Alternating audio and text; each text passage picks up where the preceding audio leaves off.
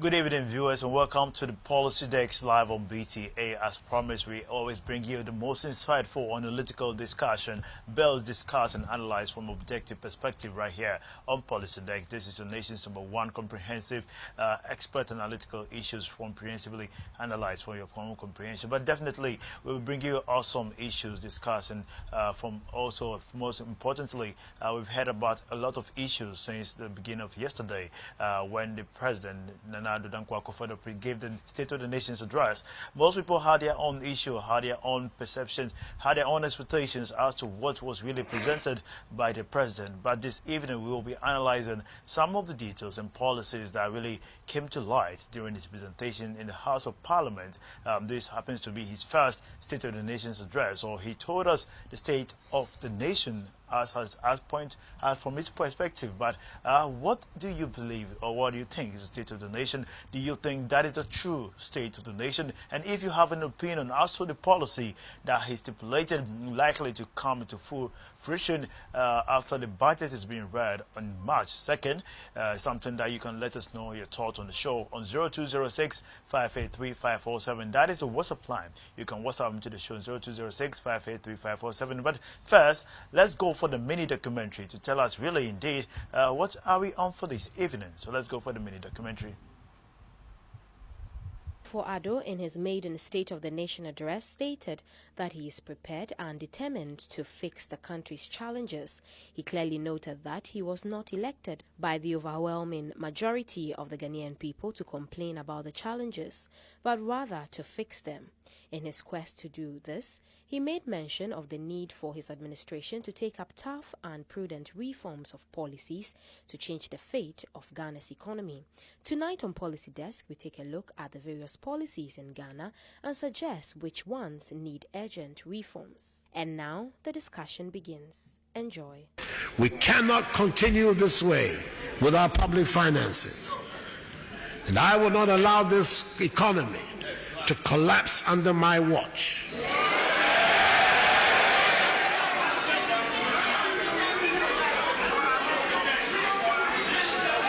We will reduce significantly the fiscal deficit this year. Mr. Speaker, Ghana's economic growth has also declined dramatically.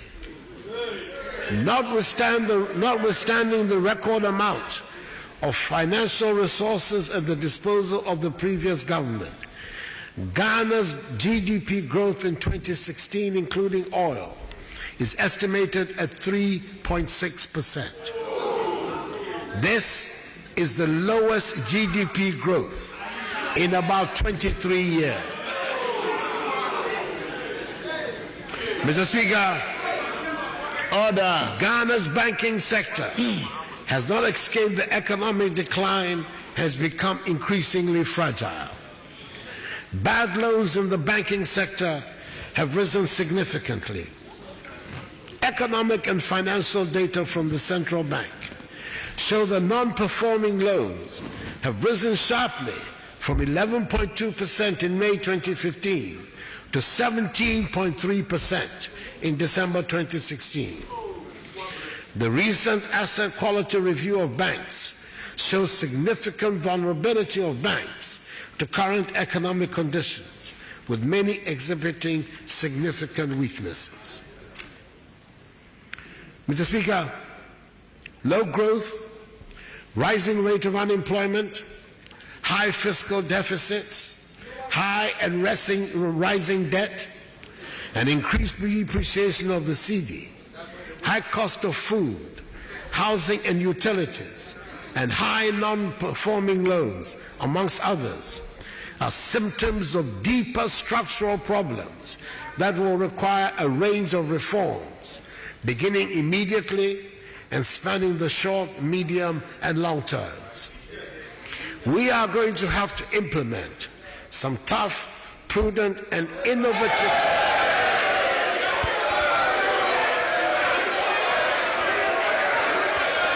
Yes, indeed. That was some scenes from the House of Parliament yesterday when the President Nana Addo Dankwa Akufo-Addo presented the State of the Nation's address to the Parliament, and that happens to be quite an insightful moment for some Ghanaians, but others have some few to say to that effect. But you can also join us on the show by sending your thought to the WhatsApp line. Your comment is readily acceptable on 0206 583 547 0206 583 547. Let's get your thoughts.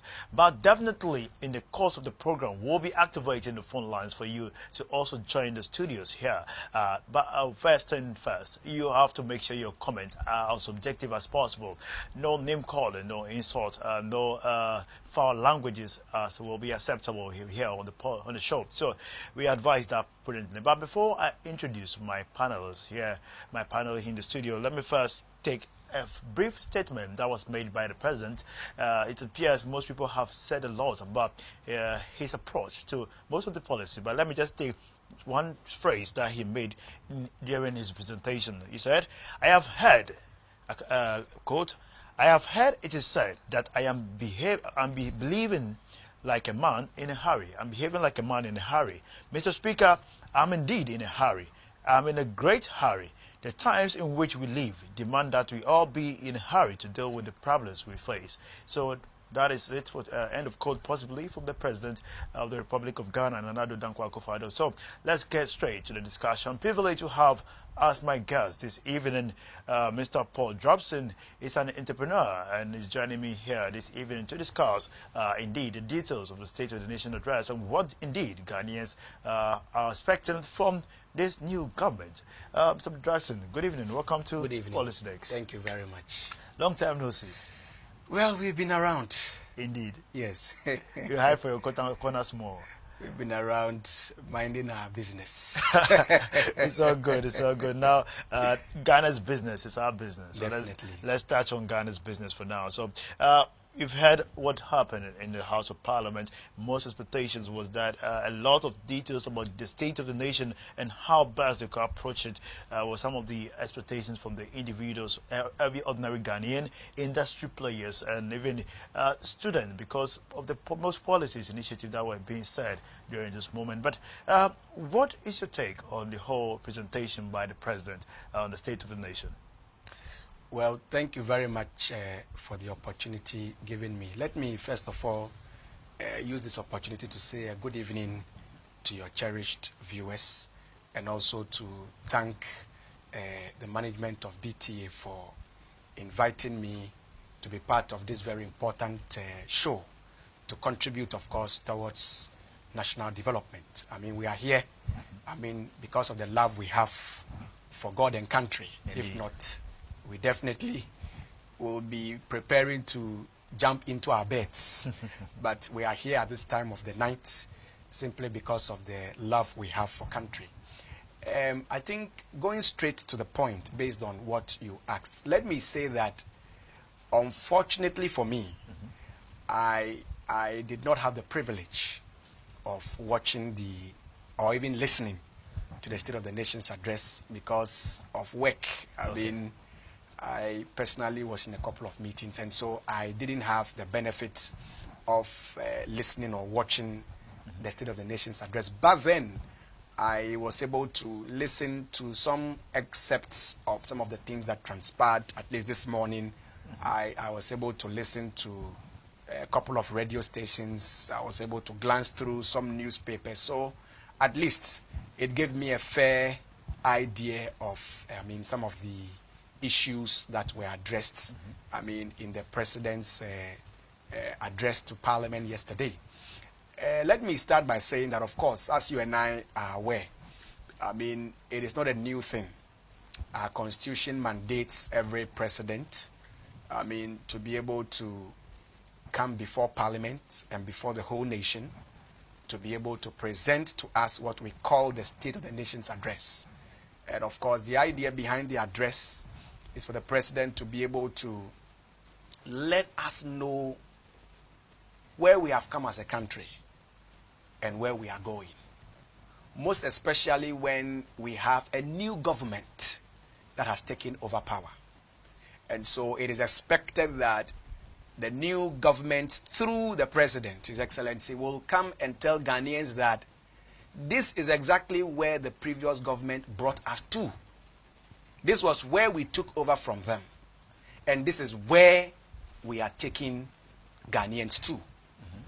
And so that was exactly what the president sought to do yesterday by telling us, where they intend to take us as a nation. And so I think that what happened yesterday certainly was not anything new to Ghanaians.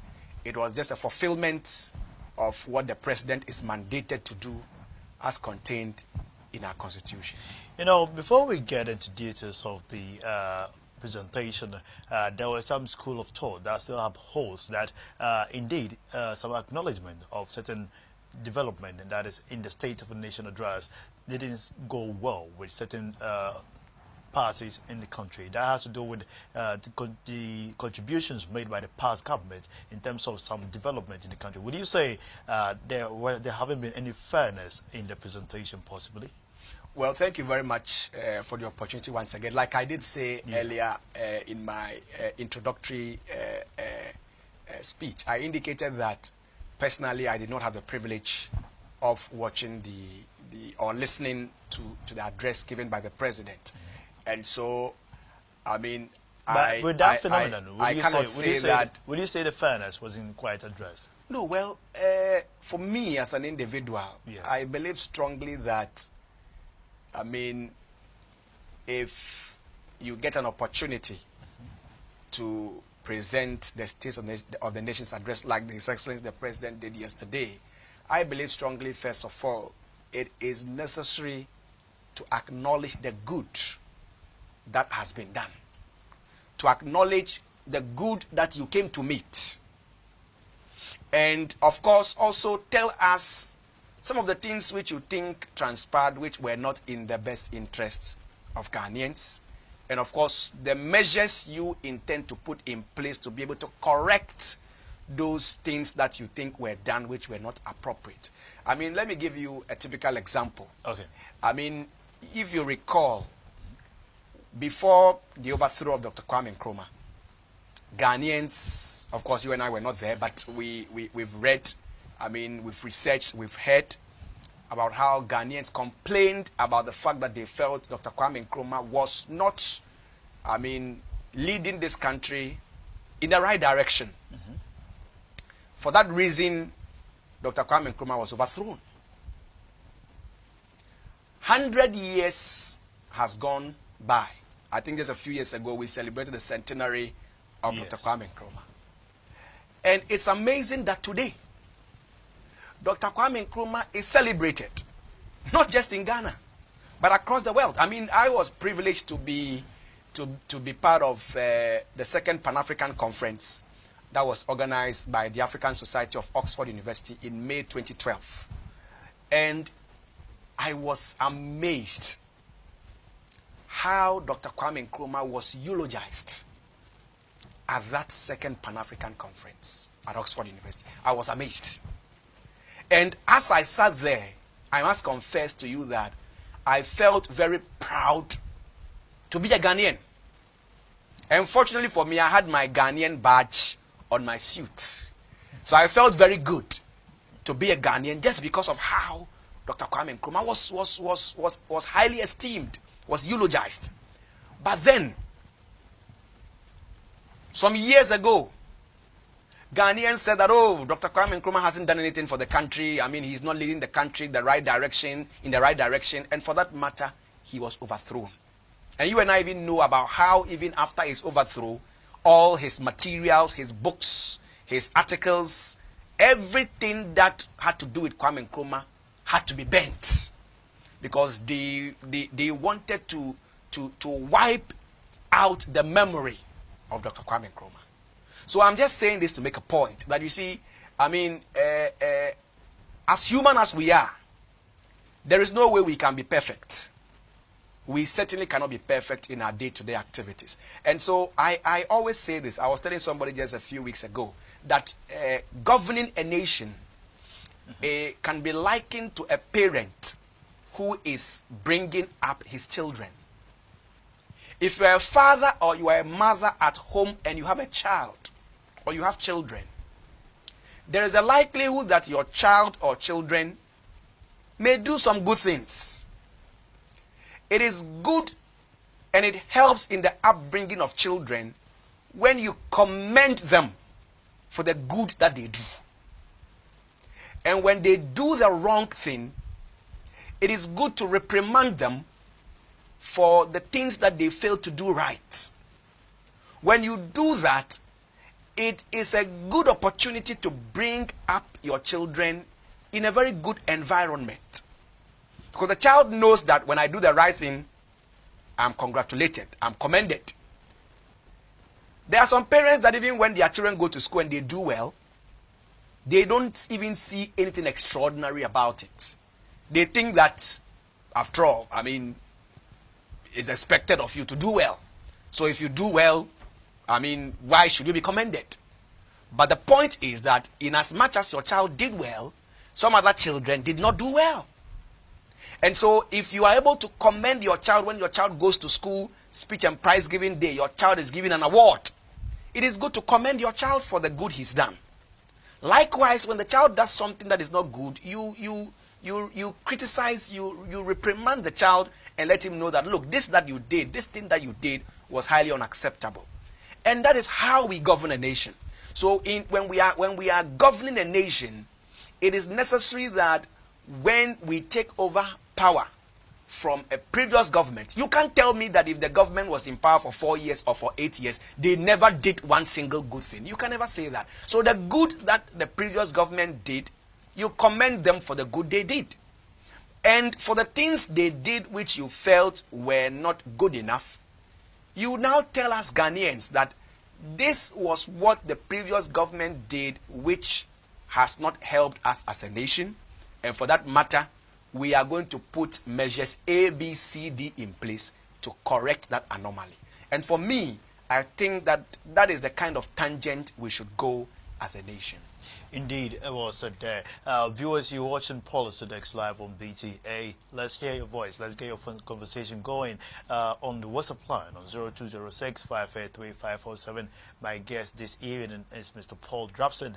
He's an entrepreneur giving us his perspective on the state of the nation's address. But I'm sure you have yours to share as well. So let's get the discussion going. Let's get the points being raised. But let's move to a very important aspect of the State of the Nation address. But this time around, we know the lifeline of the nation when it comes to increasing revenue generation for the country has more to do with agri sector. There was a lot of conversation about how the farmers have not really gotten to where the standard by which they are supposed to be. We had most policies that the sector hasn't grown. Last year, the argument then was that the agri sector grew by 0.04%, which some have been described as quite not interesting, not good for the nation, which has always boasted agri as its backbone. But what do you say of the president's assertion of the fact that he promises, he has a promise or has the policy of ensuring that agri becomes quite a formidable sector this time around? Thank you very much for the opportunity. Let's face the reality. There is no way any country can develop if that country does not pay attention to agri and industry. The reason being that agri in itself, or the agri sector in itself, provides the raw materials that the industries need. And so you realize that, there's a correlation between the agricultural sector and the industrial sector. Because the industrial sector cannot, it's not independent and cannot stand on its own. Likewise, the agricultural sector cannot be independent and cannot stand on its own. They need each other. And so for any nation to be able to progress, for any nation to be able to do well, for any nation to be able to advance, that nation should be able to focus a lot of attention on the agricultural sector and the industrial sector. And so if the president in his address indicated that he is going to put measures in place to ensure that, our agricultural sector experiences some kind of growth, I think it's a step in the right direction. Indeed. I have said, even in this studio before, that we need, even when it comes to agriculture, to begin to reorient ourselves. In what sense? Because you will realize that the sad thing is that, I don't know if you are able to watch the Farmers' Day celebrations anytime, it's shown on television. But if you get the opportunity to participate or to watch any of the Farmers' Day celebrations on television, you will realize that most of the farmers who are awarded are elderly people. People who probably may be in their 50s, getting towards their 60s. It's just on a few occasions you may find one or two young people doing so well so far as the agricultural sector is concerned. Because the young people of today do not find the agricultural sector attractive. I have said this before, that when we were in secondary school, those days, Nachimota School, some of our mates, or in fact not some, all our mates who were studying agric science, their mates and friends used to tease them and used to call them farmers. And so you realize that there were some students in Science 5 who were reading agric science, and when you asked them what course they were doing, they wouldn't tell you they were doing agric science. Because they knew that if they tell you that they are doing agric science, you will call them names such as farmer. And so a lot of the youth do not find the agricultural sector attractive enough. But meanwhile, it is so amazing that I personally watched an interview with Mr. Kofi Annan, just, I think, a few months before he finally retired as the Secretary General of the United Nations. And the host of the program asked him a very important question. And the question he asked him was that, so His Excellency, right now that you are almost about proceeding on retirement, how do you intend to spend your retirement? And to my amazement, Mr. Kofi Annan said that his plans that he has is that he intends to go into farming when he retires. And I was amazed. What will motivate an outgoing United Nations Secretary General to want to go into farming? It tells you that there is something good about farming. Because if you go to countries like the United States of America, you will discover that the rich people are the farmers. Now, let me take this analogy to ask a very important question.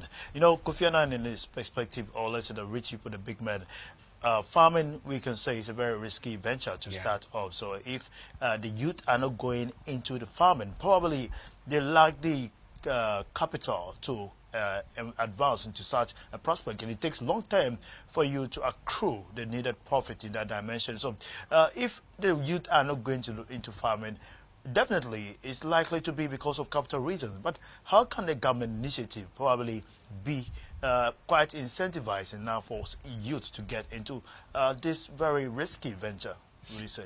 Well, thank you very much once again. You see, when some of us were young growing up, of course, it doesn't mean we are too old anyway. But when we were young growing up, I remember we used to have backyard gardens. We used to plant, we used to harvest. Even as I speak to you today, I still have tomatoes planted in my house that I harvest. I still have some vegetables planted in my house that I harvest. I don't spend money to go and buy them. I harvest them in my house. And so it tells you that that interest is completely gone. Like you rightly said, it may be a bit capital intensive to be able to go into farming. But of course, those times when we used to have backyard gardens, it did not cost anything to have a backyard garden. It didn't cost anything. A lot of people were engaged in subsistence farming. They farm at their backyard to feed their families. In some cases, when their harvest probably was more than they could eat, they probably thought of how best they could sell some in the marketplace.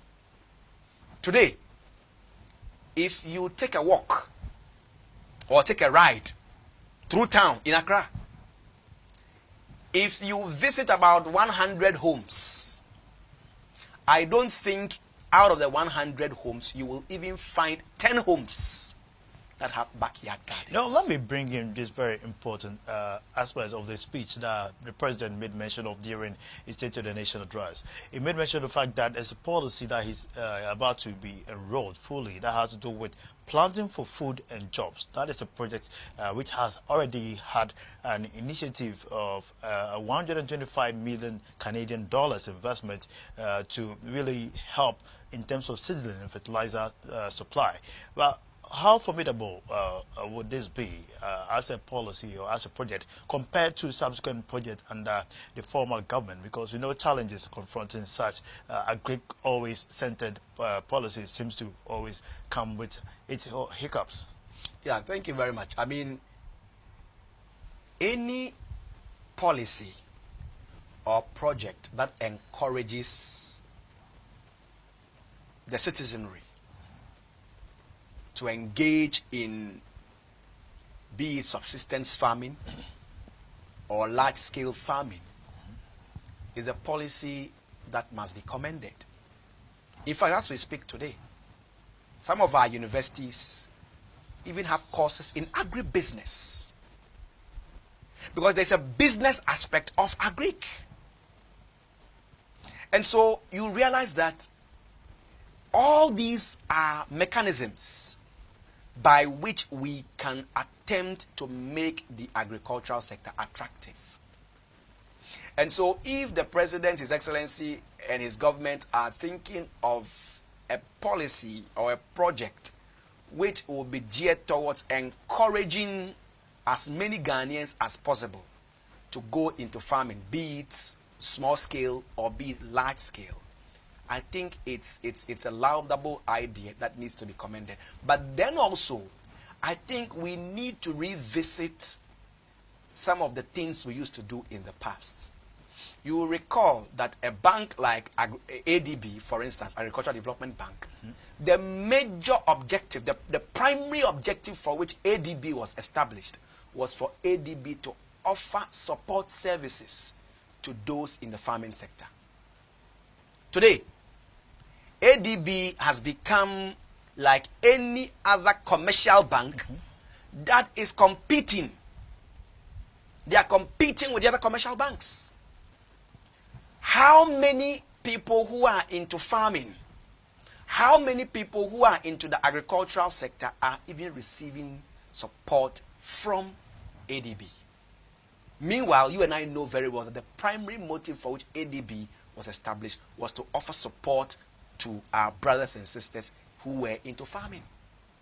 And so if government will be able to source some funding to be able to support people who want to go into farming, either with fertilizer, with manure, with seedlings, with heavy equipment like combine harvesters and whatever, especially when it's a large scale, when that farming activity is a large scale activity, I think that it's commendable, because at the end of the day, mind you, the only way by which we can be a food sufficient nation is when we are able to encourage a lot of people to go into farming. But mind you also that a country like the United States of America has just about 4% of their total population who are into farming.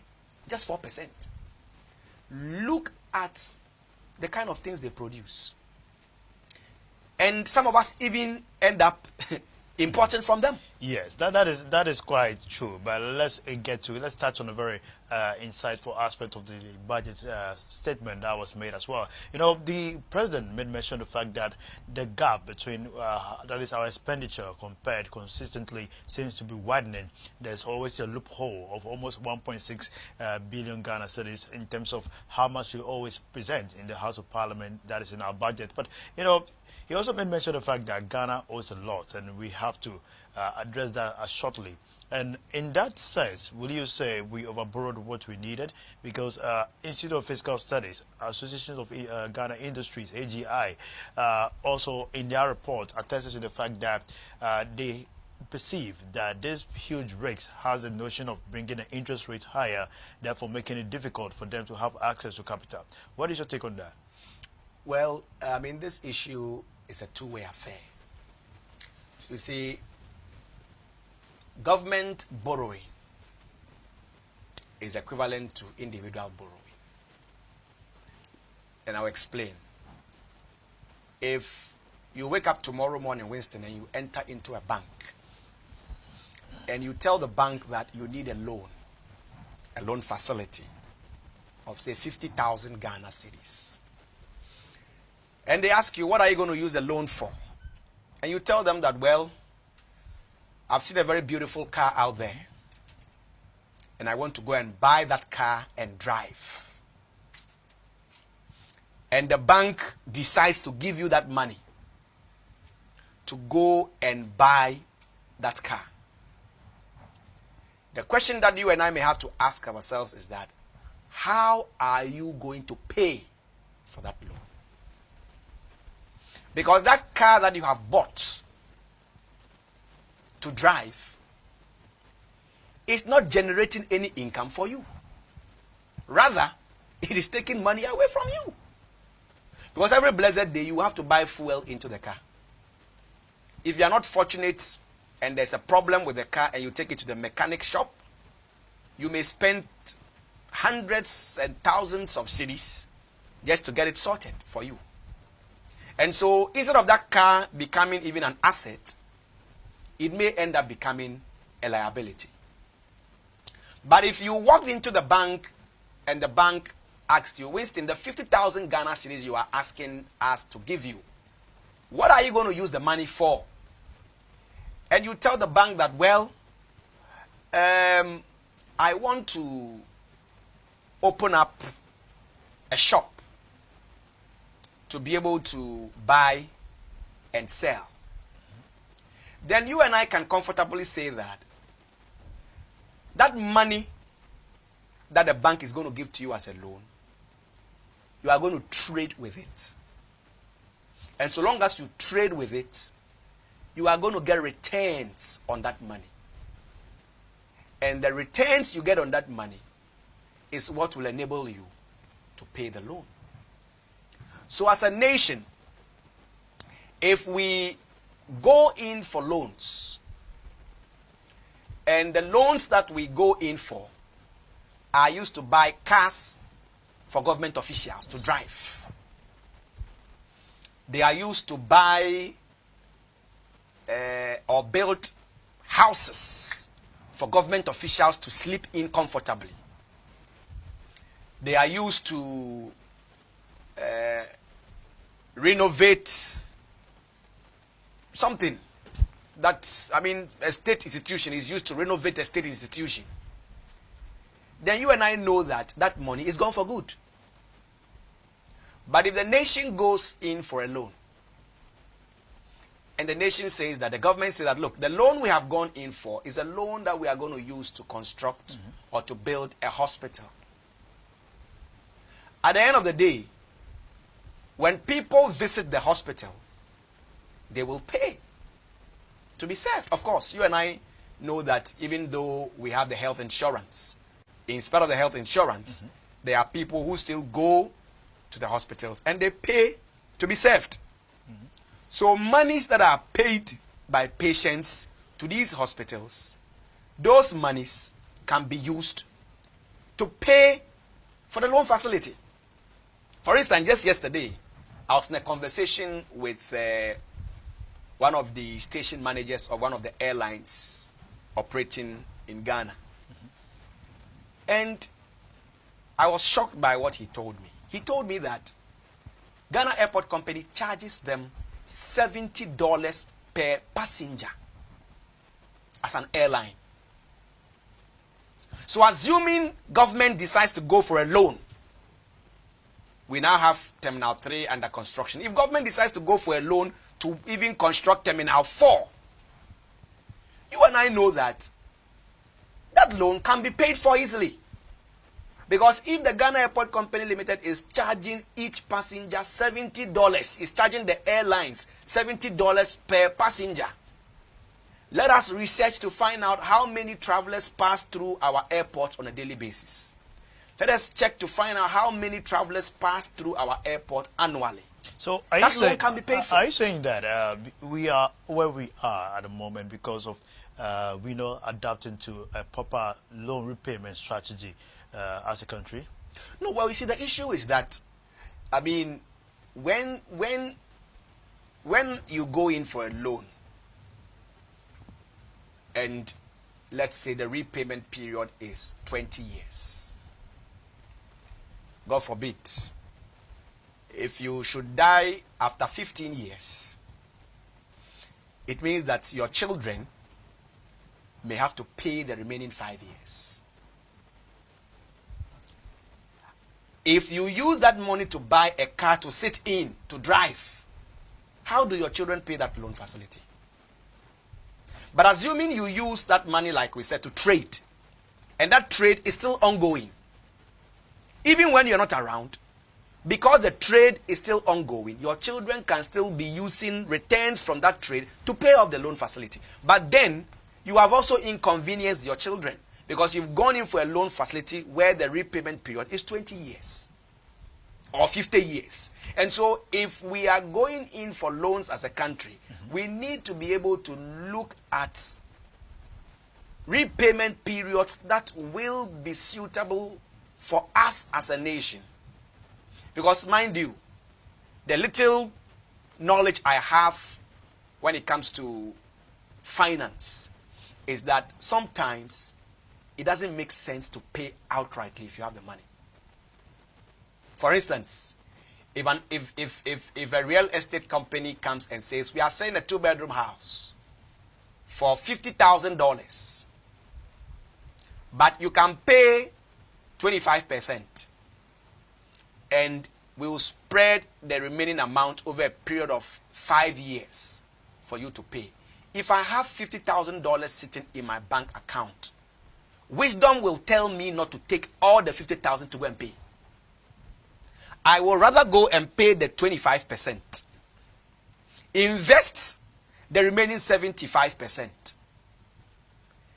The interest that I will make on my investment can be paying the amount of money I need to pay monthly.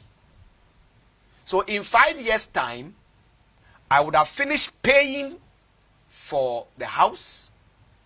I would have the house, and the 75% of the money will still be sitting in my account. Because mind you, I only use 25% to pay the down payment of 25%, and I still have the 75% in my account. And so I have gotten the house, I still have my money. And that's one of the wisest ways sometimes to go about things. And so as a nation, assuming we go in for a loan facility, and we can even pay the loan immediately, in 1 year, in 2 years. We can service the loan in 1 year or 2 years. Sometimes wisdom may tell you that if the money is there to pay, why don't you negotiate a long-term repayment period so that you can even invest the money?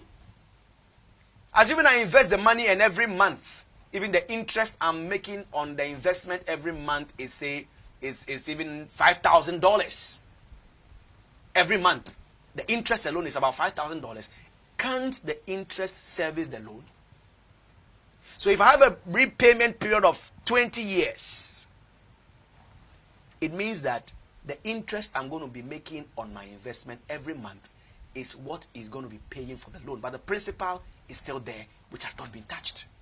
So sometimes the advantages of having repayment periods that are a bit longer is that it helps you to trade with the money, so that the interest you get on your principal can be used to service the loan. But if you have a short-term repayment period, then what it means is that it denies you the opportunity to trade with the money. So if the money is there, you have to take the 50,000, go and pay the 50,000. After paying the 50,000, the money is gone and gone for good. Indeed.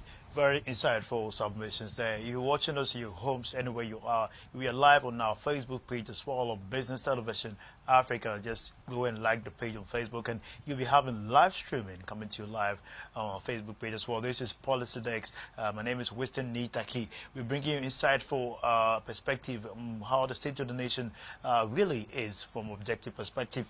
Indeed, there were a lot of submissions, a lot of comments. Popularly, Doomsall didn't really leave camp or didn't even hide itself during the presentation. But it appears there's a new perception or approach that the president intends to take.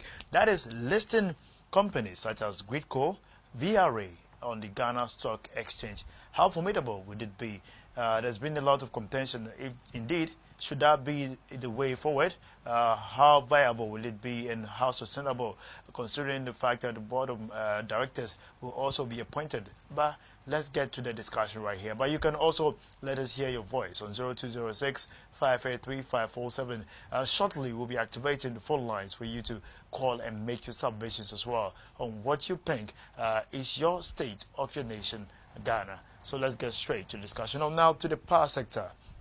For the past 4 years, we've seen a lot of investment in the sector. Government has tried, that is the past government, under former President Mahama, to address this issue. We saw power budgets coming to the country. We saw more power plants being invested in. Even the whole conversation about privatizing certain aspects of the electricity company of Ghana and also some well-structured power sectors all came to light. So far, so good. Would you say this option, because of the assertion that most of the energy state enterprises in the country are hugely indebted, and this gives it an option for us to list it on the Ghana Stock Exchange market? Is that a right approach from your perspective? Yeah, thank you very much for the opportunity. I mean, the issue is that when it comes to every nation, yes, certain things are key. No nation can develop without power, without energy. When you have a situation where energy supply is not stable, your cost of doing business goes very high. I mean, I've mentioned this on this particular station before, when we used to have this Doomsall. I had a friend who used to, in fact, not use it because he still works there anyway. I mean, he works with one of the oil marketing companies.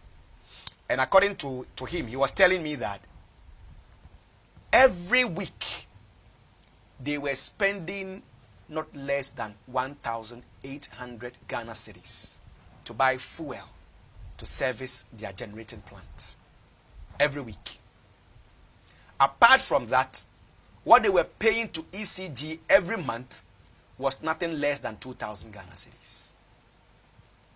But because the power supply was not very stable, let us even assume the 2,000 will reduce to 1,000 Ghana cedis. Every week they spend 1,800, multiplied by 4 weeks. At the end of every month, how much are they spending on just generating energy supply to be able to work efficiently? So you realize that when you don't have power supply as a company, or when industries don't have power supply, their cost of doing business always goes up. Secondly, you and I need to be mindful of the fact that some 20 years ago, 30 years ago, 40, 50 years ago, as a nation, we depended heavily on hydroelectric power. Now, the cost of producing hydroelectric power is very cheap. Very, very, very, very cheap. Unfortunately for us, because of climate change, most of our water bodies are drying up.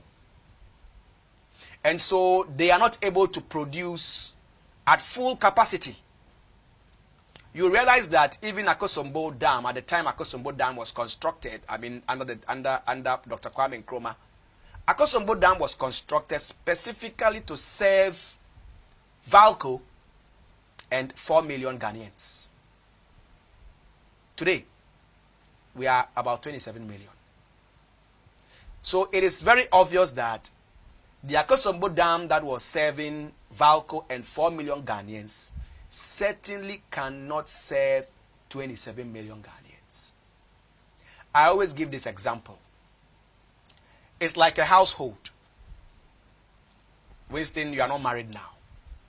So maybe every day you can choose to spend 20 Ghana cedis. You're putting me on the market.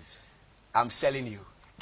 So okay. In case anybody is interested, they can come for interview. Thank you anyway. But I mean, on a more serious note, yes. Assuming that, I mean, you decide as a single man, I want to spend 20 Ghana cedis every day to eat. Breakfast, lunch, dinner. Maybe very soon, a wife comes in. So you are now 2. And you still feed yourself and your wife with 20 Ghana cedis morning, afternoon, and evening. Along the line, 1 child comes in. So from 1, you have now increased to 3. And you still feed the 3 with 20 Ghana cedis. The next time you realize a second child comes in. The family size has grown from 1 to 4. And you still feed the family with 20 Ghana cedis morning, afternoon, evening. What do you think will happen? You will now begin to do food rationing. If you used to get 2 ladles or 3 ladles of rice, you may now get 1 ladle of rice. Because it has to be shared in such a way that everyone will get something to eat. So it's the same with our energy sector. The Akosombo Dam that used to serve 4 million Ghanaians and VALCO, we cannot expect that same Akosombo Dam to serve 27 million Ghanaians. And so you realize that, like you rightly mentioned, the previous government now began to think of how they could think of other sources of energy to be able to solve our energy problems or crisis. We now went into thermal energy because, like I rightly said, I mean, due to climate change, our water bodies also began to dry up. So we also began to go into thermal energy. But mind you, with thermal energy, we have to power our thermal plants with crude oil. And the cost of crude oil is very expensive. And so at the end of the day, even though government is able to provide us with power, it is expensive to maintain that power. Excuse me. It's expensive. And so if we want to have a power sector that will be sustainable, what I think we need to do is that we need to begin to have a comprehensive policy which will be devoid of political parties. Because you see, there are certain sectors of the economy that we cannot toil with. If you will recall, some years ago, and this is just to buttress this point, a couple of years ago, we said we were changing from the sixth form to secondary school. Yes. Secondary school was made 3 years. If you will remember, there was a particular batch of people who did secondary school 2.5 years, and that was my batch. My batch, we were the only batch that did 2.5 years secondary school. Then, at another point in time, another government came and said, we want to make it 4 years. It became 4 years. Another government came, they said, we are reverting it to 3 years. And it became 3 years. And I've said it before. If we are not careful, one day, somebody may become president and say, okay, well, I think that we want to make secondary school education 1 year. What do we do? So we need to have comprehensive policies. Because if you travel abroad, if you go to the Europes and the Americas and what have you, the number of years you go to school doesn't change because a new government has come to power. Because they have comprehensive policies. You know, indeed, we can have policy, but like you may mention the fact that policy have not stayed or be tested or tried the test of time. Therefore, upon change of government, there has been always inconsistent sustainability of these policies. But would you say we've not systemized our policy to adjust to our current dispensation, irrespective of which government we are? Or is it that we've lost focus from our nationalistic perspective as to where we want to go? We've seen most countries' development being based on the structure of the education. Is it what is missing in our limelight? Yeah, thank you. You see, the issue is that it boils down to the fact that as a nation, we do not have a comprehensive national development plan. Of course, we thank God that NDPC currently is trying to do something. But we don't have a national development plan. And so when political parties contest for elections and they are voted into power, they come into power with what they call their political party manifesto. And so at the end of the day, I mean, you and I have even heard on several occasions how in the media people will say that political party A promised that when they are voted they will do A, B, C, D. So now that they have been elected, they must fulfill their campaign promise at all costs.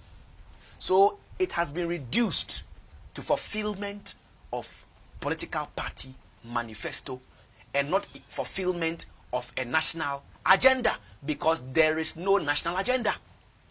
But if we have a national development plan which has a comprehensive policy on education, which has a comprehensive policy on energy, which has a comprehensive policy on health, which has a comprehensive policy on sanitation, it doesn't matter which government comes and which government goes. That policy will still be maintained. That policy would still work. I mean, look at how filthy and dirty our environment is. I mean, I was doing a research some time ago, and I discovered that this pure water sachet rubbers takes up to 25 years to decompose. This plastic water bottles, takes up to 700 years to decompose. So the question I asked myself was very simple. If this pure water sachet rubbers takes 25 years to decompose, then you can imagine how filthy and dirty Ghana will be. And if these plastic bottles take 700 years, up to 700 years to decompose, then you can imagine how filthy and dirty Ghana will be. Because we have not even been able to find a solution as to what to do with them. When you travel to countries like India, they are able to transform this into lubricating oil. They are able to use pure water sachet rubbers, these plastic bottles, they are able to use them as raw materials to produce lubricating oil for car engines, for generators, for drilling machines. Over here, what do we do with it? We don't even know what to do with it. And so if we have a national development plan that has a comprehensive policy framework on sanitation, on health, on energy, on education, on housing, it doesn't matter which government will come and which government will go.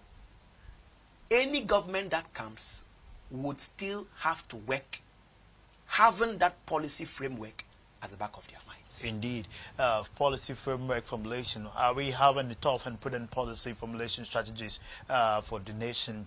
How formidable are they, and how prudent could they stand the test of time? So we discuss on this issue. My guest this evening is Mr. Paul Drapson. He's an entrepreneur, giving us insightful ideas on how best the nation can best be run from an objective perspective. So but right about now, the phone lines have been activated, so you can call into the show on 030-2211-409, 030-2211-409. Let's go for our first commercial break. When we come back, let's get you going here on Policy Deck. Stay tuned.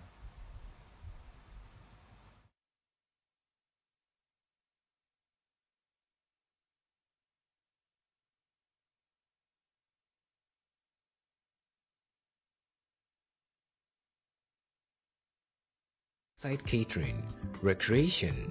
Look no further than Coconut Grove Beach Resort Hotel, located in Elmina. Coconut Grove Hotels, memories worth repeating.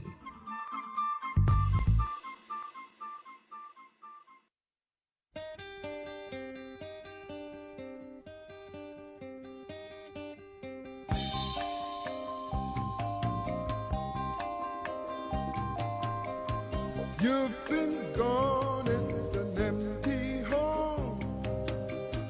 Come on back where you really belong.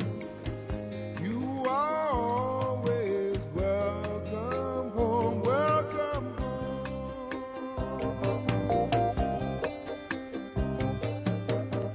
You've been kept down for much too long. Stand up, please, and say I am free. Don't forget you are welcome home, welcome home. Come with me on this happy trip back to the promised land.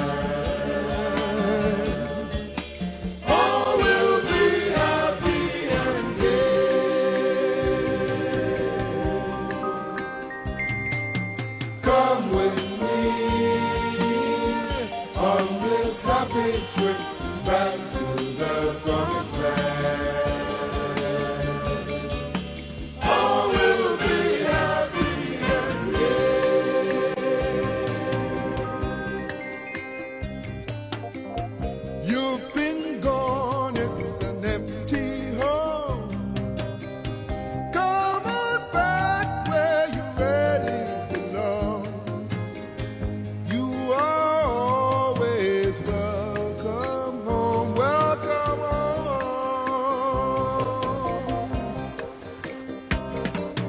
Come with me on this happy trip back to the promised land. All will be happy and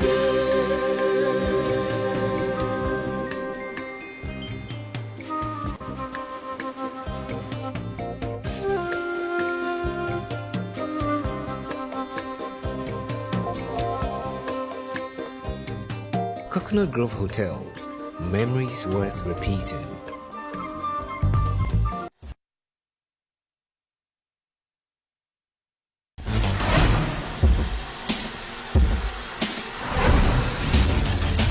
Welcome back to Policy Desk Live on BTA, bringing you insightful analysis of critical economic issues. This time around, we're touching on tough and prudent policy formulation, Ghana's economy in perspective. We've touched on various aspects. We've spoken about the energy sector. We've also touched on education.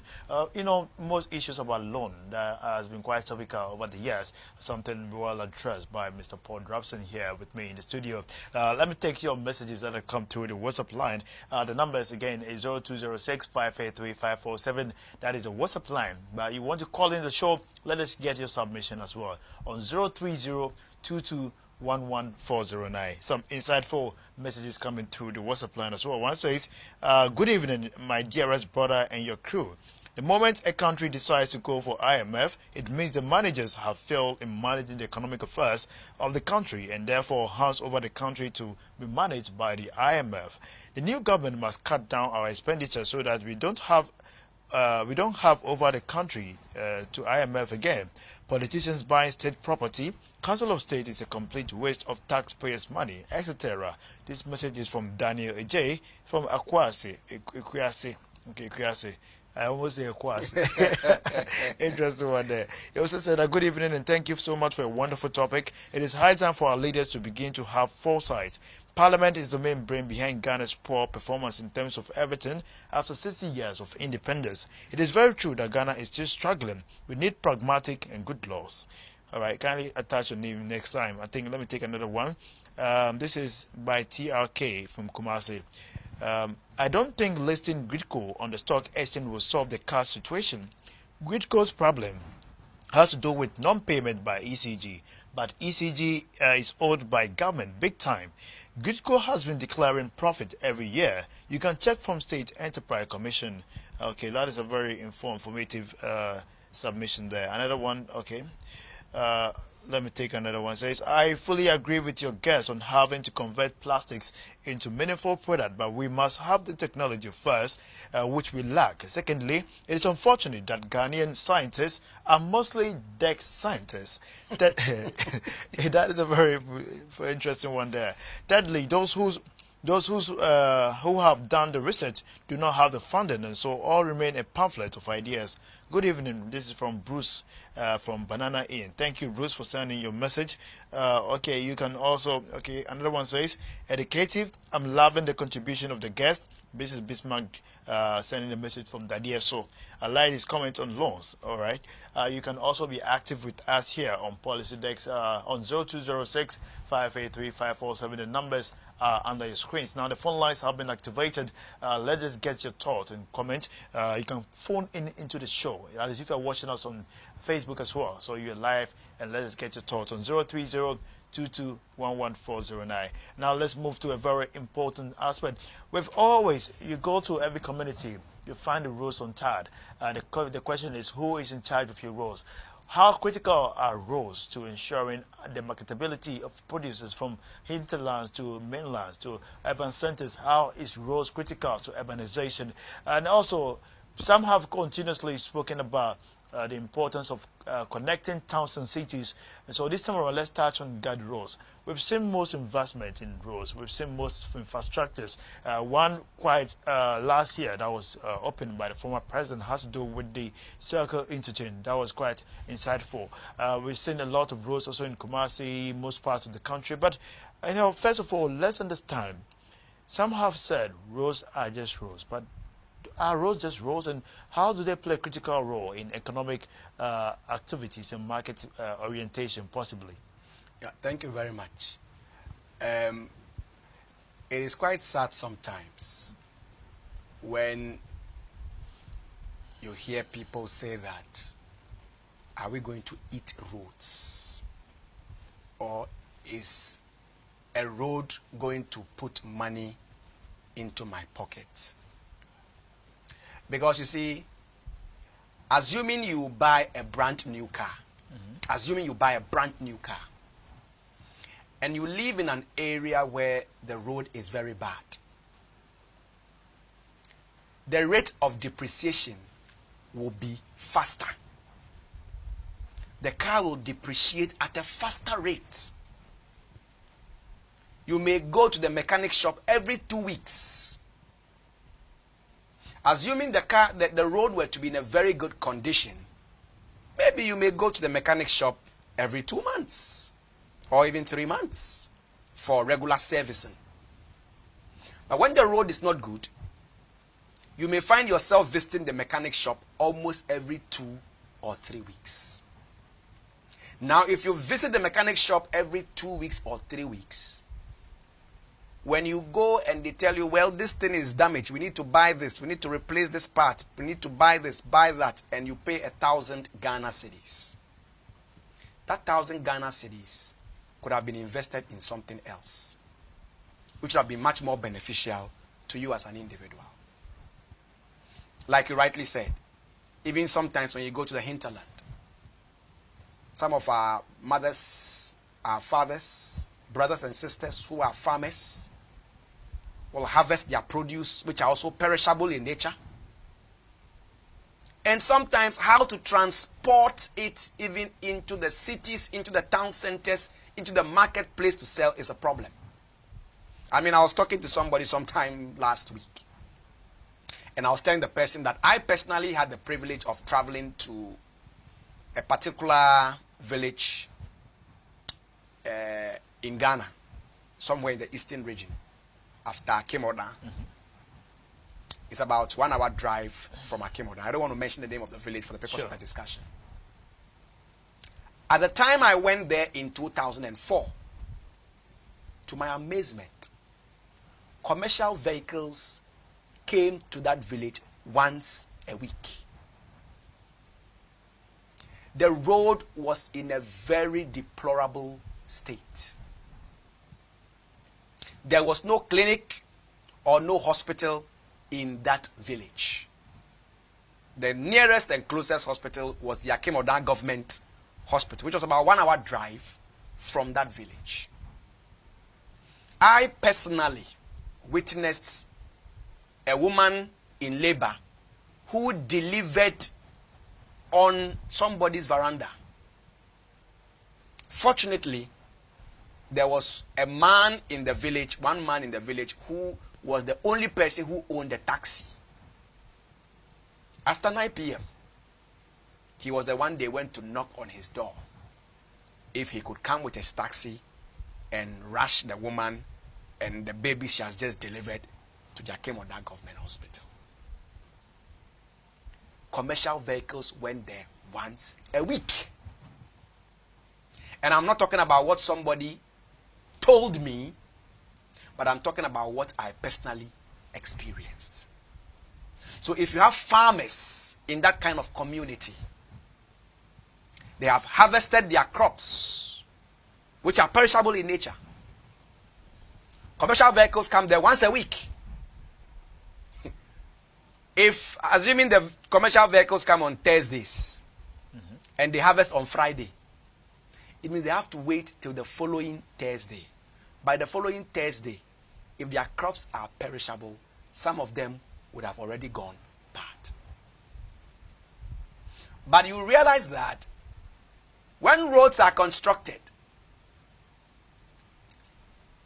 vehicles that were not interested previously in plying those roads, all of a sudden become interested in plying those roads. So a place where commercial vehicles used to go there once a week, simply because the road is constructed, commercial vehicles now may go there on a daily basis. So if you are a farmer and you harvest your produce, you know that it is not difficult to transport your produce into the town centers and into the markets to sell. And so roads are also very necessary, and they play a major role when it comes to the development of any nation. But sometimes, some of the problems personally I have is that if you pass through Accra, and if you are very, very conversant with Accra, you will discover that there are a lot of access routes. A lot of access routes. And almost all the access routes I know in Accra are in a very, very, very bad and deplorable state. Now, let's chip in this very important aspect of road construction. Anytime we see roads, you said there are times that it takes time. For instance, on the one road that I see took a lot of years to get construction was the one before Legon, that is the Legon's road, where the overhead was constructed. It took many years, to become almost about 4 years or so. But the quality of it is undeniable. There are many roads you find in most of our communities. Within 3 days, the roads have been constructed, and not too long, you find loopholes, potholes, and you wonder what the taxpayers pays money for. Would you say the contractors to which this particular contract have been given do not really assess, or are not really assessed by government, and therefore a decentralized system will be a better way to know who and whom is really constructing these roads as at the moment? Yeah, thank you very much. You see, monitoring and evaluation is very necessary, because sometimes, and you know this, sometimes when you even contract a mason to come and build something for you, maybe you have a plot of land, you want to put up some structure, at least where you can lay your head, and you decide to bring in a mason to come and construct it for you, come and build it for you. The mason may tell you that we need 10 bags or 20 bags of cement to be able to do this particular job. You make money available to buy 20 bags of cement, but in reality, what the mason might have used would have been like 7 or 8 bags. Meanwhile, he told you that what is needed is about 20 bags. to enhance the quality of work they are doing. You've made money available for 20 bags, and they use only 8 bags, maximum 10 bags. The rest of the money goes into his personal pocket. So if you have a situation where some of our roads are awarded to some of our contractors, who is responsible for monitoring? Who is responsible for evaluation? Because the contractor can say that, well, we may need about 500 bags of cement to construct this road. But at the end of the day, he may end up using 200 bags of cement. The money for 300 bags of cement goes into his personal pocket. How are you able to determine that he did not use 500 bags of cement, but he used 200 bags of cement? That is where monitoring and evaluation is very necessary. Secondly, there are a lot of people sometimes who are awarded contracts and they have absolutely no background, no knowledge, no expertise when it comes to road construction. They'll get a contract and they will also sublet the contract to somebody else, to a third party. So the contract is given to me. I know I don't have the expertise. I know I can't do it, but you have the expertise. And I subcontract it to you as a third party to deliver. Legally speaking, the government who awarded the contract doesn't know you, because nobody gave a contract to you. They know me. The contract was given to me. So even if they want to do any evaluation, they do it with me. If they need any report, I'm the one to present a report. Meanwhile, I'm not the one doing the job. So how do I present a report of a job I'm not doing? So I now rely and depend on you to present the report to me, for me to also present to the government or to the awarding body. At the end of the day, when you give me the report, I may not even read the report. I receive it from you and I pass it on to the awarding body. So if we have a situation like this, how do you expect that roads that are constructed will last? I mean, like you rightly mentioned, look at roads like Tema Motorway. When was Tema Motorway constructed? But you and I can confirm that very little work has been done on the motorway ever since it was constructed, because the quality of work that was done was good. Let me ask this question. When the Cycle interchange was about to be constructed, before it got started, then when I was young, that's my angle. I used to go and sit there and just meditate and think, have my quiet time. So when the change was about to happen, I took the privilege to walk around in the evenings and daytime to see what really are the workers doing. And to my surprise, I realized that when they are digging the hole for the pillar, they dug to a point where they found out that they found 6 feet down deep the foundation there. And I asked 12 of the engineers. They told me that this foundation was there since Kogogi's back time. And therefore, all they had to do was just erect it and build the overpass. Meaning that we had a plan for this interchange many years ago.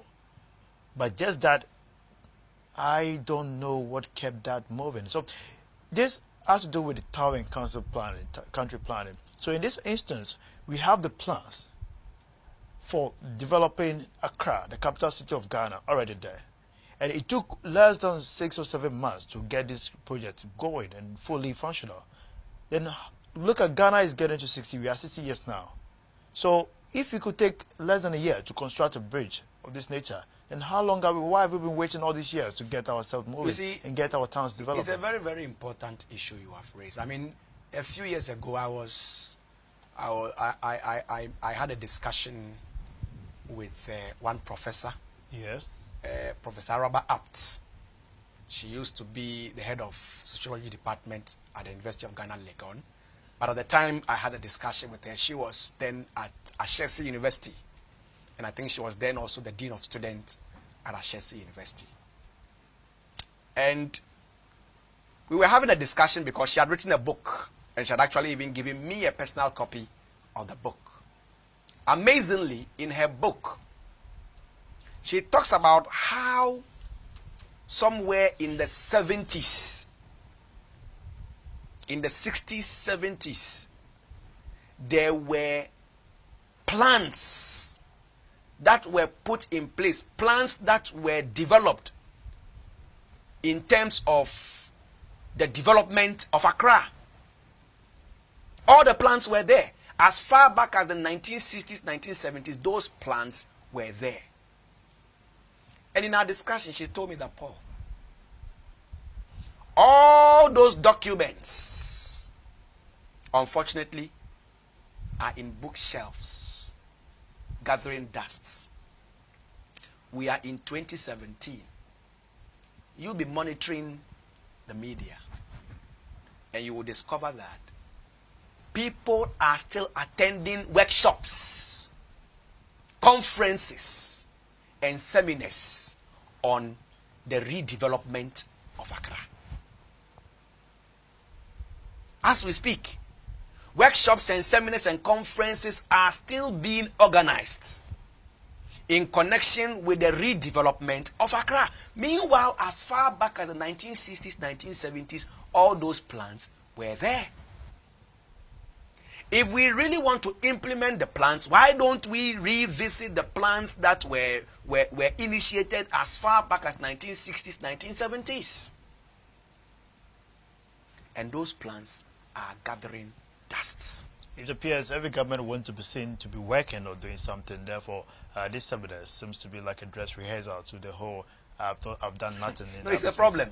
Yeah. It's a serious problem because the issue is that, you see, even today, and you are aware of this, there are some places that when there is a fire outbreak and the fire service is called upon to come and put off the fire, sometimes the fire service even gets to a point and they cannot even penetrate. Because places that are supposed to be roads have been occupied by buildings. And so the fire service has to go and put off fire somewhere, and the road is blocked. They can't move. This tells you that indeed, we have not paid too much attention when it comes to the development of our city. If you remember, even under the time under former President Kufuor, I remember, appointed the late Jacob Echebilamte as the Minister for Tourism and Modernization of the capital city. With all due respect, let us ask ourselves, how well was the capital city modernized? And so it comes back to the issue we were talking about earlier, about a comprehensive national development plan. Indeed. 2 weeks ago, I had the privilege of, as a journalist, World Bank released a report that has to do with urbanizing our cities to meet the 21st century standard. And they took into consideration some key factors. They took job creation as one, that is urbanization. They took into consideration electricity supply and making sure that businesses are also addressed. And one very critical aspect that they made mention of the fact that when towns and cities are well structured with the intent of industrialization, definitely the issue of unemployment will be resolved. And that brings us to the next topic that has to do with unemployment. Gather every government upon government. There's no political party that ever campaigns based on job creation. Now, this time around, we've seen the looming number of youth unemployment in the country. We've had conversation upon some of the report that we've had about how synchronizing academia with industry. It appears every time unemployment issue comes, the goalposts seem to be shifting here and there, confusing the whole rhetorics about job. What is job? First of all, let's get that definition right. When you say you have a job, what is job? Is it Yeah. a job? Some have considered job and work. Is it the same definition? Is it the same meaning? If you are, if you have a work, is it the same as job? What is the real rhetoric, and where have politicians sometimes mixing the whole understanding, confusing the populace? Yeah, thank you very much. You see, I may be a bit controversial on this matter. Sure. But I believe strongly that, the point would still be well made. Honestly speaking, even there are people who are working who don't even deserve to be where they are. They don't deserve to be where they are because they were never interested in doing what they are doing now. For instance, and I will do a perfect analysis for you. When a lot of times when people complete secondary school, normally the idea is to proceed to the university. For most people, if they are unable to gain admission to the university, the next place they look at is polytechnic. If they are unable to gain admission to the polytechnic, the next place they look at is nursing training college. If they are not able to gain admission to nursing training college, then they look at teacher training college. So you realize that somebody may go to the nursing training college to train to become a nurse, not because he or she is interested and have always been interested in wanting to become a nurse or a health professional. The reason why he or she went to the nursing training college was because government was paying allowances. Maybe his or her parents probably could not afford to take him or her to the University or Polytechnic because even though he passed and passed well, the money to pay for University or Polytechnic was not there. So the parents said, oh, then go to nursing training college because after all, government gives allowances to students. So the reason why somebody goes to the nursing training college may be because probably either his parents could not afford to take him to university or polytechnic, and they felt, okay, then let me go to the nursing training since government gives allowances to students. Or somebody may choose to go to the nursing training college because he or she feels that, oh, Charlie Nancy, nowadays there are no jobs.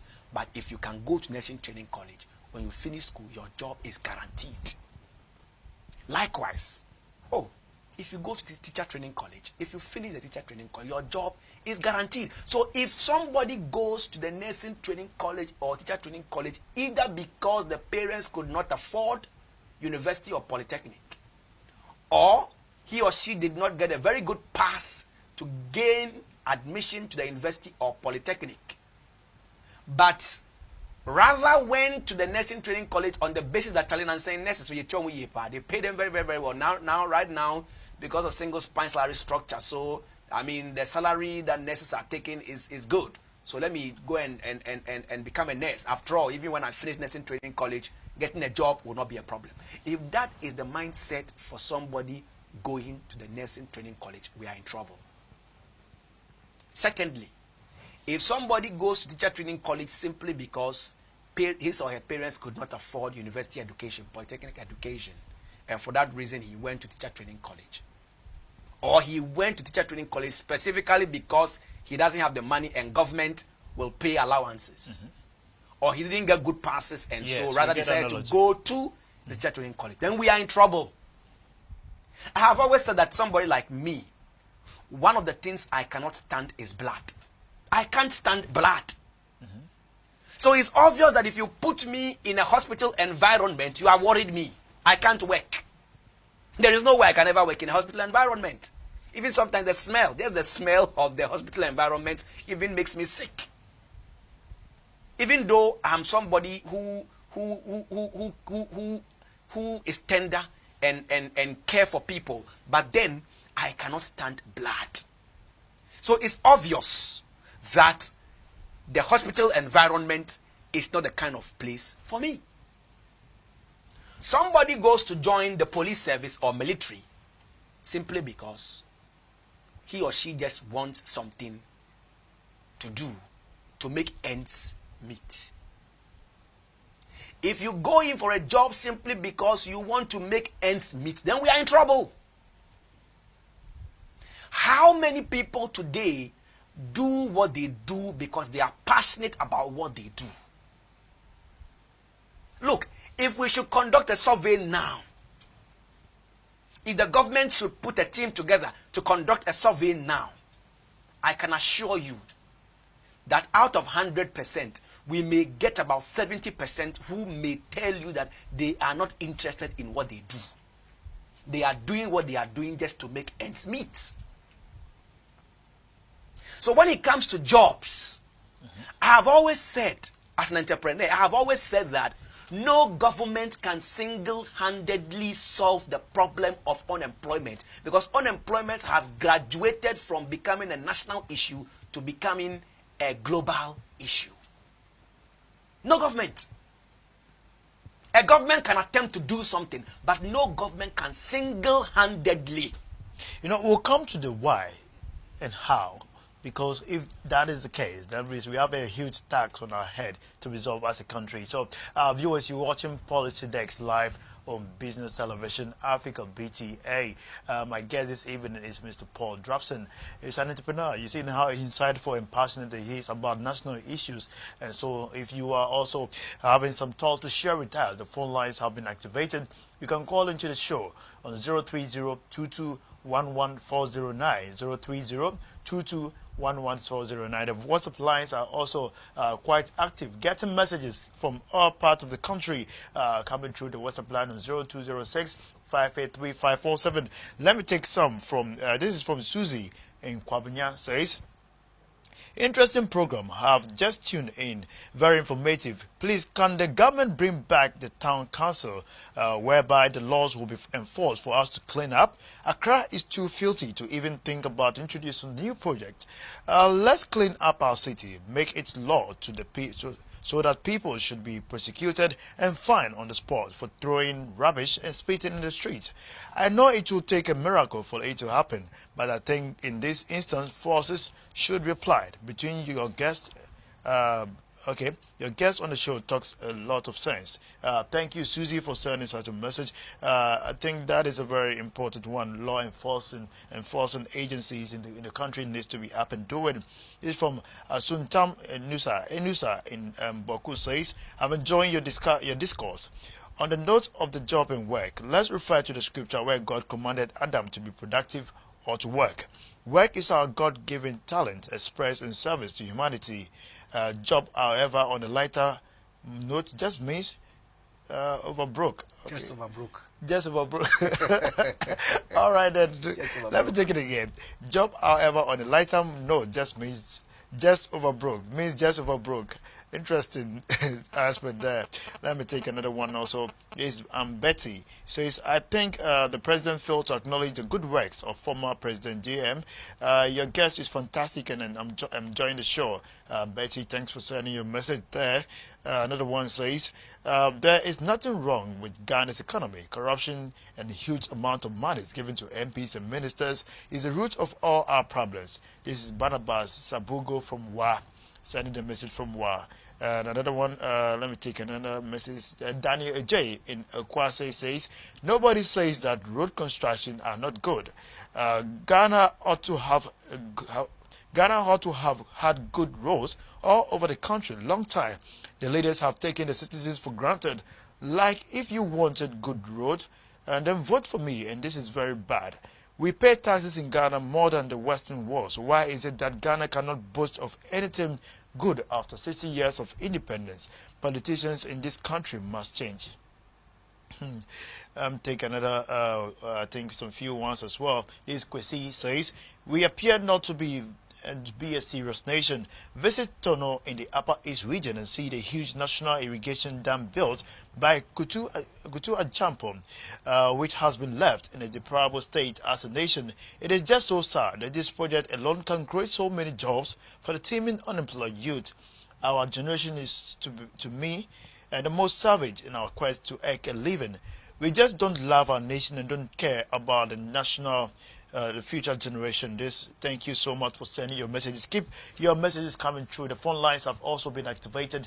You can call into the show on 030-2211-409. Let's first of all get your name and where you're calling from. Keep sending your messages as well. You know, very important. We're going through the messages. It points out that every aspect of the message somehow links to leadership. Now let's delve on how leadership plays a critical role in ensuring that the lives of the individual, the growth of the country, various demands from various sectors, the health sector, and all the various critical aspects of ensuring that the standard of living, the growth of the country is inclusive, where the individual feels the impact of the growth in his livelihood day and night, irrespective of which policy or which government comes to the power. Now sustaining growth and making sure that this growth is inclusive. Most people from most parts of the regions have sent their messages. Some have attested to the fact that the reality in their community is something you can't write home about. But, you know, leadership is a very important aspect of transformation. Yeah. In Ghana's case, is it the citizens, is it the followers that are not checking the leaders, or the leaders are not listening to the followers, or both have lost sight of the goal?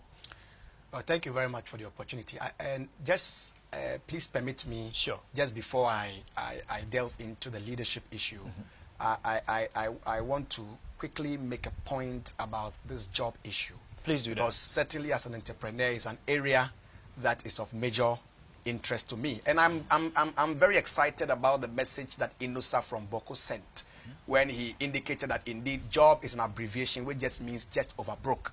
and before God and man, you see, yes. what I meant, I even tried to mean when I said that no government can single-handedly deal with the issue of unemployment is that find out how many students graduate from our tertiary institutions annually. Recently, I was listening to a program, and somebody mentioned, I don't know how true it is, but it could be true. Somebody mentioned that every year, not less than 50,000 students graduate from our tertiary institutions every year. But interestingly, each and every individual has what we call a God-given gift. Talent or potential. God has given everybody a gift, a talent or a potential. It is up to us to be able to help our brothers and sisters to discover what their God-given gift, talent, and potential is. And how can we help them to add value to their God-given gifts? I mean, look at somebody like John Dumelo. John Dumelo was my junior in Achimota School. But he's making far more money than I'm making today. He's more connected than I am today. He has been to places I have probably never been there before. Because of his gifts. And so we need to begin to look at how best we can help our younger brothers. Look, I used to have a friend who was my mate in school. He's now a magistrate court judge. This guy was a good artist. He can look at you as you are sitting down like this and draw you perfectly. I'm sure probably because of his job as a judge, magistrate court judge, he probably might have thrown his drawing away. But can you imagine how much money that kind of drawing would have fetched him and the kind of impact he would have made in society and in the lives of people? Okay.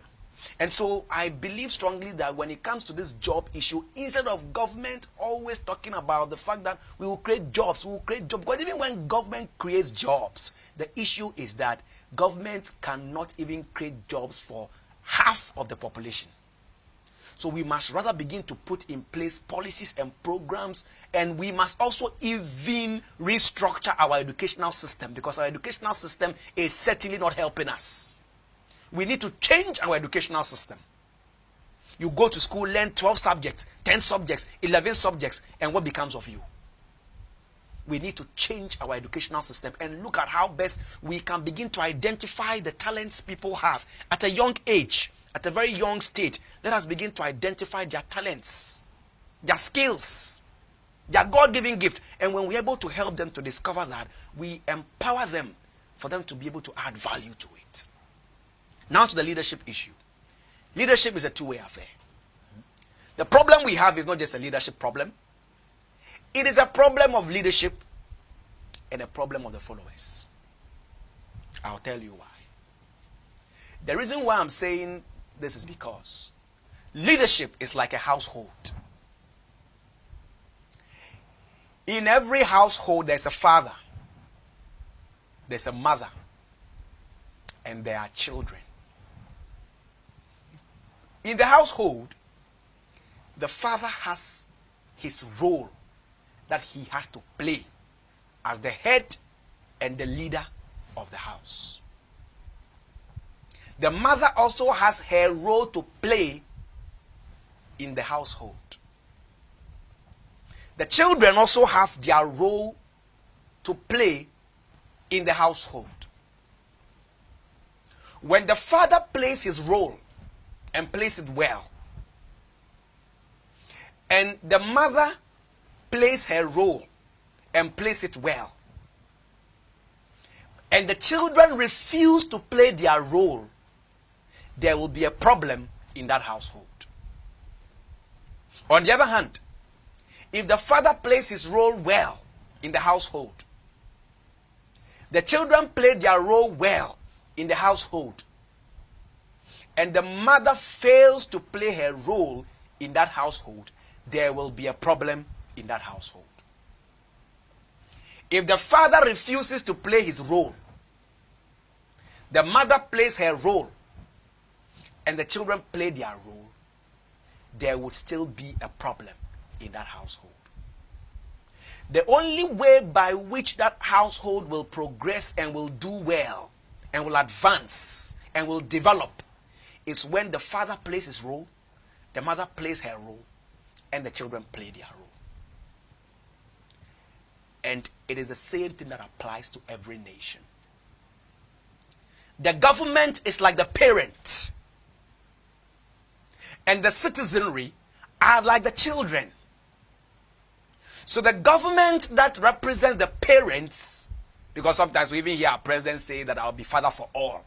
So it tells you that the government is like the parents. So if the government that is supposed to be the parent play their role well, we the citizenry, who are supposed to be the children, refuse to play our role well. We decide to become stubborn. We decide to become truants. Like as a father, you send your child to school and the child goes to sit under a tree to play truancy. And as children, we refuse to play our role. We become stubborn and rebellious. There will be a problem in the nation. How do we, in a way, how do we are rebellious without knowing we are rebellious to the structures of the nation? Do we obey laws? Just this evening, when I was coming into the studio, I came with a taxi. When I was coming in, I had to change taxis. Because the taxi that I took, that I was coming with, we got to a traffic light. The taxi driver stopped. There was this vehicle, this truck that was carrying pure water. And even though the traffic light was red, the driver wanted to cross. And he was behind us. He came to hit our back. Eventually, I had to change taxis. When the traffic light is red, we pass through. Have you observed that I was telling the driver that we sit here in Accra and say that people in the north are not enlightened.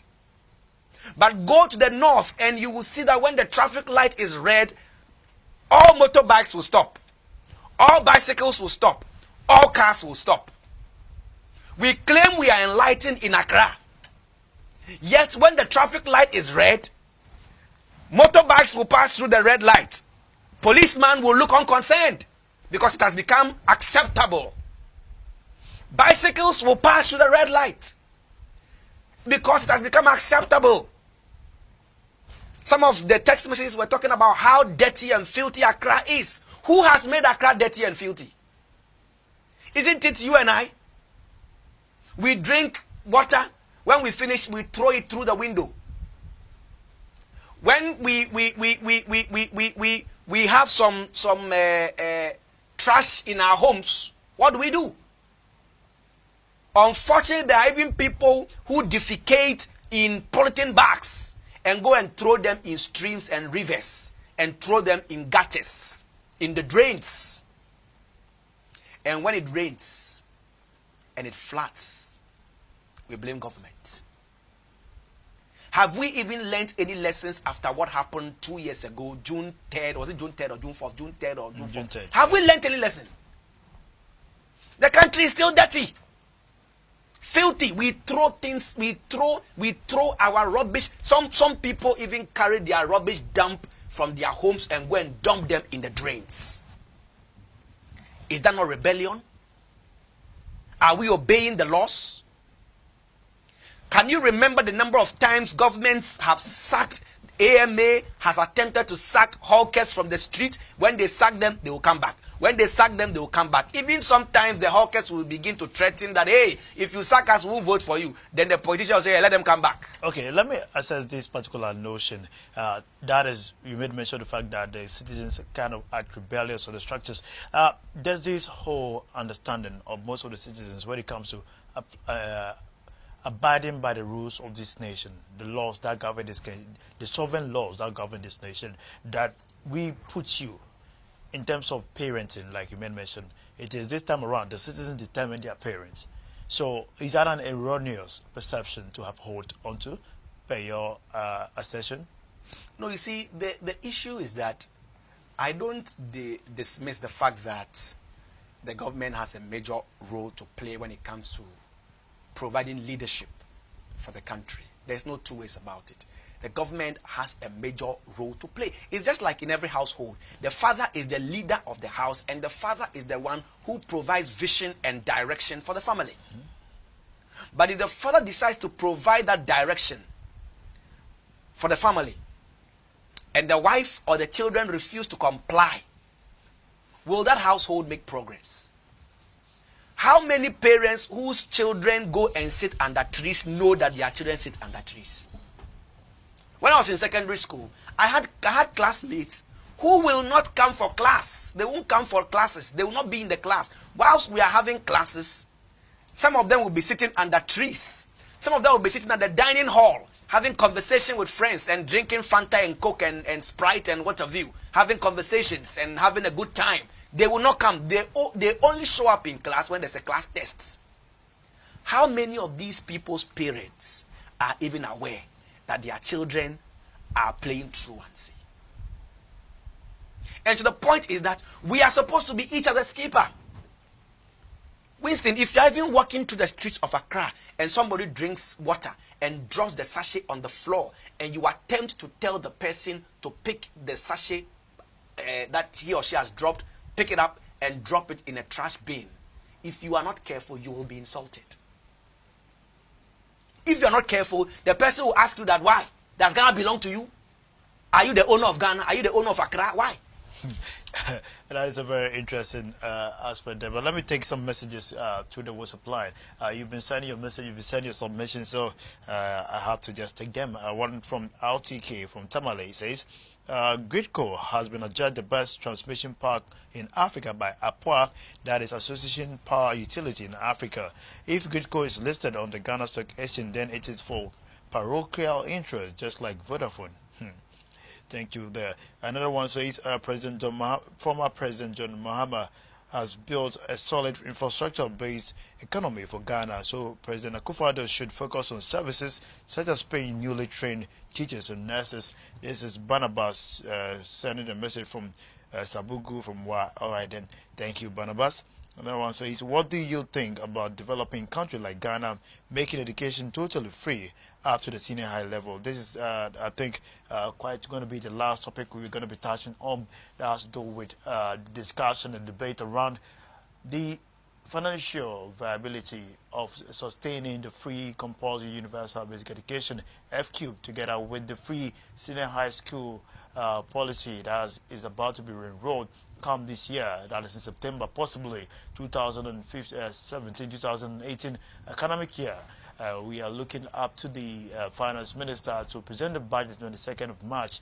Definitely that particular budget will be assessed right here on Policy Desk. So don't forget, this is your most informative, educative, insightful show where we discuss issues from objective perspective. So now, free SHS policy is something that the president indicated in the State of the Nation address, and he's also looking forward to ensuring that most of the costly nature of the educational system is about to be minimized for parents. So I think the angle of perception or approach of the concept is that the burden on the parent should be reduced. But let's assess, are Ghanaians really poor, first of all? And if we are poor, how would you describe poverty in this dimension? And do you think that making education free, economically, there's nothing free? So if that's the case, who is going to bear the huge burden, and how are we going to finance such a humongous project of this nature for the nation? Thank you very much for the opportunity. Let me start by saying that I think sometime in 2010, we were doing some project somewhere in Adan, and we were trying to do a lot of work in the education sector. And I was in a meeting when somebody came to tell me that a certain woman wants to come and see me. So I asked them to bring the woman in. She came in. She had a little child at her back. And she told me her child is in school, but she cannot afford to pay her child's school fees. And this is at the basic level. She cannot pay her child's school fees. So she wants to come for us to help her pay her child's school fees. As we were talking, her phone rang. She brought her phone out and went outside to receive the call. Immediately she stepped out, I told the people there that this woman does not need help. They asked me why. And I asked them, did you see the kind of phone she's using? I am not even using the kind of phone she's using.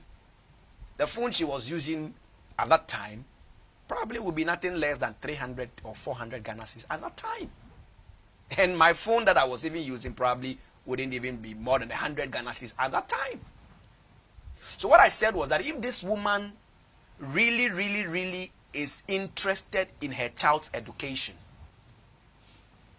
she will sell this phone at 500 cedis, go and buy a phone at 100 cedis, and still have 400 cedis to support the child's schooling. So when she came back after receiving her call, I asked them, woman, why don't you take your child to the government school? Because you know for a fact that, currently we have free basic education. So why don't you take your child to the basic school? She told me, to the public school. She told me that, well, as I know, the quality of education in the public schools is not good. That is why she has sent her child to the private school. And I told her that I am a product of a public school. My father was in the military, was in the Navy. So we all lived in Burma camp and we all attended public schools. Myself, my siblings, we all attended public schools. Okay. Right from nursery. And so, if you tell me that the quality is not good, I may not want to agree with you. But the woman still insisted that she wants her child to be in a private school because the quality of education in the public school is not good. On so many occasions, I recall my mother told me series of stories, because my mother also happened to even serve as a district director of education in the Dangbe East District and the district office was in Ada. And she told me several stories of how parents will have money, especially mothers, will have money to buy cloth, to go and sew for funeral. They will have money to be able to go to the salon for the new hairstyle in town. But they will come and complain that they don't have any money for their children's school fees. So for me, I don't think that Ghanaians are poor. That is why they cannot pay their children's school fees. Of course, I admit that there are some people who are poor. There are people who genuinely need support. Because, I mean, my organization, we have helped about 2 people with scholarships to go to school. And so I can attest to the fact that, indeed, there are people who genuinely need help. But there are some people, too, who do not need help. Do you know what this means? Tell me. A parent who knows that education is free can even decide to give birth to more children. Because at the end of the day, it is not my responsibility to take care of the children. The state will take care of them. So for me, left to me alone, this free SHS issue should not become a mass free SHS thing. But it should be a policy that should be there to support those who genuinely cannot afford. Because believe you me, if government says that those who can afford, raise your hands.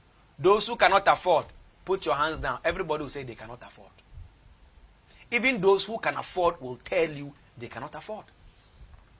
So for me, I believe strongly that this free SHS thing, even though it's a good idea, it's a good initiative, but we need to really look at it very critically. Because you know what? Earlier on, you spoke about unemployment. We addressed the issue of unemployment. The unemployment figures will even rise the moment we open the floodgates and say SHS from today is completely free. Because mind you, when we make SHS free, it certainly will lead to an increase in enrollment. Students who are home because their parents cannot afford to take them to secondary school will all go to secondary school. The question we must ask ourselves is, what next when they finish secondary school? Because when they finish secondary school and they don't have anything to do with the knowledge they have acquired, what becomes of them? And so we should not just be looking at the free SHS alone, but we should also be looking at how best they can either continue the education when they are done with their secondary education, or how best the nation can even benefit from whatever knowledge or skills they will acquire. And so even for me, I believe that we should even focus more on the technical and vocational skills when it comes to the free secondary school education. Instead of even focusing on the secondary schools, let us focus more attention on the technical and vocational. Because for the technical and vocational, even if they don't proceed to the polytechnic or the university, the nation can still benefit from their expertise. Wow, insightful submissions that have been made by Mr. Paul Drobson right here on Policy Desk Live on BTA. We've spoken at length, we've discussed at length. We've touched on a lot of issues right here on Policy Desk. Let me take your final messages that came through the WhatsApp line. Quite a lot of them, but I'll just take the last 2. This says, I think the president is rushing too much with his free education policy. Government is serious business. Mr. President, stop thinking about 2020 election. Interesting one there. Ghanaians. Another one says, President John Mahama has built. Okay, I think I've taken this already. I'll have to say thank you so much for sending your messages via the WhatsApp line. Let me take final, briefly, submissions, concluding message from Mr. Paul Drobson, and then we'll bring the curtains down on the program. So Drobson, briefly. Yeah, thank you very much. I think that I would want to conclude by saying that we have a new government. People's level of expectations are very high. Very, very, very high. And so the government has a responsibility to manage people's expectations. Because if expectations are not managed and managed properly, it may lead to more problems. Because if people know that, oh, now that a new government has come, we are going to get jobs. No, now that a new government has come, we are going to go to school. Now that a new government has come, oh, we can now rent houses, decent houses to live in. If they are not able to do these things, if they are not able to rent decent houses, if they are not able to go to school, if they are not able to get jobs, it will be a massive problem. And so the government has a major responsibility to manage expectations. I know that sometimes politicians may have genuine intentions. I mean, I remember when I was in the university, in my final year, I became the president of the Christian Fellowship. And I remember very well that in my acceptance speech, I said that we are going to build a church auditorium. Ambitious promise. Because we didn't have a church building. We didn't have a place of worship. And so I said that we will build a church auditorium where we can fellowship. And it was a genuine desire and a genuine project and initiative that I wanted us to do. Guess what? At the time I was handing over, we had only started foundation. Meanwhile, in my acceptance speech, I said that we were going to build and complete a church auditorium where we can worship and fellowship. By the time I was leaving, we had only started foundation. Because even getting land alone, only God knows how long it took. Secondly, even though I was already an executive, of course, I still wasn't privileged to know exactly how much money was in the accounts of the fellowship. When I became president, I knew that the funds in the account cannot build a church auditorium. But we had to make a conscious effort to conscientize. I'm just saying this to say that the government has a responsibility, because I'm sure that definitely whatever promises they might have made them with very good and genuine concerns. But if taking over, they have realized that some of the promises they gave, it may be a bit difficult to fulfill them immediately, or even it may be a bit difficult to fulfill them at all. They should come out and manage people's expectations. Mr. Paul Robson, thank you so much for that and insightful time with you. Thank you for Thank you so having much me. for making time. We are most privileged to have you this evening in the policy. Like we always say, for God and country. Thank you so much. Viewers, like we always say, we bring you the best discussion right here on Policy Deck. My name is Winston Itake. Join me on Friday for another insightful Policy Deck discussion right here. You enjoy the rest of the evening. Bye-bye.